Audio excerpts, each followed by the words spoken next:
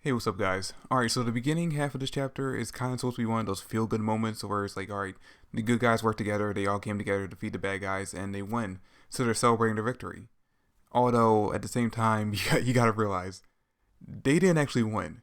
They were outmatched completely. I mean, yes, the four of them came together, they worked together with all their might to defeat Sally's giant blob thing and that, like, zombie, like, captain thing that they were fighting in the last chapter. But at the same time, they say after the fight's over, when the bad guys lose, like when the bad guys leave permanently, like when Valtos comes out and says, "Hey, we're getting the fuck out of here," and they dip out, they say, "Hey, we were kind of out of magic. If the fight would have continued, we were done." But he still celebrate anyway, not knowing that a they would have died because Rades had like thousands of more zombies ready to attack them. Sally probably would have had more jail people. If Valtos would have joined the fight, they probably would have lost. And B, Valtos took the magic stone. He took it and dipped. He was like, "Hey, we got what we came here for. No point in continuing this fight. We'll just get the fuck out of here." It's actually kind of funny because Rades actually does want to continue the fight, and he's like, "Hey, fuck that. We're not leaving yet. Time for round two." And Valdos just kind of gives him that look like, "Hey, motherfucker, you either listen to what I say, or I'm gonna kill you right now." So Rades like, "I'm done. Let's get the fuck out of here." So yeah, the heartwarming moment we get with the four of them like kind of working together, like, "Hey, yeah, we work together to defeat the bad guys." It's kind of a lie. It's kind of bullshit. But yeah, after that, we check in with Yami. He's at the Going Dalton headquarters, and he's kind of there, I guess, because Vengeance, I don't know how to pronounce the guy's name. I just call him Vengeance. Vengeance kind of invited him over there to apologize for Langris almost killing Finral during the tournament. Even though Vengeance doesn't show up to talk to Yami at all in this chapter. In fact, Yami's kind of just chilling there, and he's like, "Hey," he's talking to like some of the like subordinates there in the Going Dalton headquarters. He's like, "Hey, where's your captain at? He invited me here. Like, Finn Raw is injured. I don't have my, basically magic taxi to get me around, so it's kind of a hassle to get here. Where the fuck is he?" And they're like, he's gonna be here in a second. Just chill, just relax for a little bit. And he's yeah, when he's like sitting there being pissed off by the fact that he's there for no reason, basically, he starts thinking back to like back when he first joined the Magic Knights, and we actually find out that him and Vengeance actually joined around the same time. In fact, the Magic Emperor actually appointed them to be like kind of partners, kind of like a tag team duo to go on missions together. So they were like they kind of grew up being best friends in the Magic Knights, and it's kind of implied in the flashback that they were the first two captains appointed the position. I'm not exactly sure how accurate that is, but we know that they were at least appointed the captain position at the same time. So we see that yeah, Yami and Vengeance actually do have like kind of a good friendship, and that's why Yami actually confronted Vengeance a few chapters ago about like being Lich, and then he was like, "All right, yeah, cool, we're cool because you're not him. It's all good." And that's the reason why the two of them kind of have like a friendly relationship. Then we check in with Julius, the Magic Emperor, and he's just kind of chilling on some roof. I think he's on the actual I think he's on his castle or whatnot. He's just like hanging out, and he's looking at the sunset. He's just enjoying his time.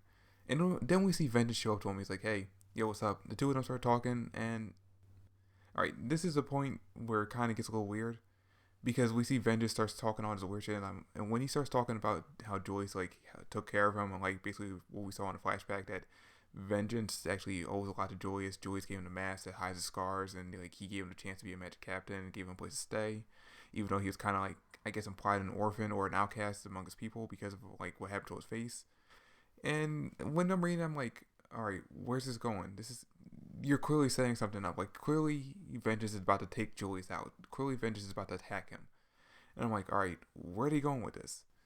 And then Vengeance is like, "Hey, so you're my best friend, but at the same time, I got another best friend." And now, when he said that, I immediately thought, all right, he's obviously talking about Yami. Like something's going on. Like he doesn't want to betray Yami, or Yami like has something to do with what's going on between the two of them right now. But no, turns out when he's talking about his best friend, his other best friend, he was talking about Lich, who we find out is actually controlling or like basically possessing Vengeance's body with his cooperation. It's not like the way it is with the other people where Dells completely took over their bodies, they completely rewritten the humans' minds, and they're basically in control. No, they kind of have like a cohabitation thing going where like Vengeance will take over at some point, and then Lich will take over, and they can switch back and forth freely.